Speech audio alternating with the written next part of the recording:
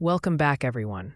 Today, we're diving into the compelling world of the Book of Amos, specifically chapters 4 to 6. Now, you might be wondering what's so captivating about these chapters. Well, let's just say they pack a punch with their timeless lessons and intriguing historical context. Amos, a humble shepherd turned prophet, is on a mission to deliver a wake-up call to Israel. Curious to know what that message is?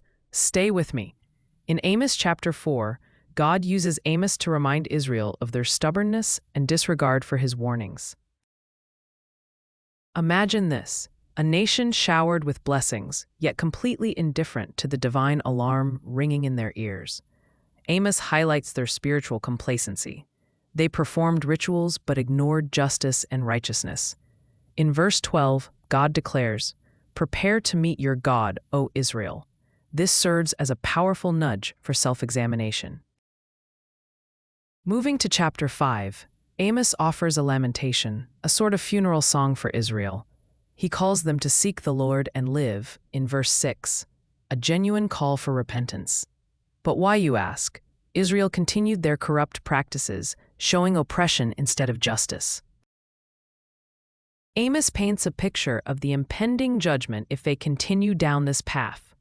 The chapter rings with the call for justice and righteousness, immortalized in verse 24. But let justice roll on like a river, righteousness like a never-failing stream. A verse that has echoed through history, yet resonant in every era. Finally, in chapter 6, Amos turns up the heat. He warns those living in luxury and ignoring the cries of the needy. Amos challenges their false sense of security. How? Verse 1 says, "Woe to those who are at ease in Zion."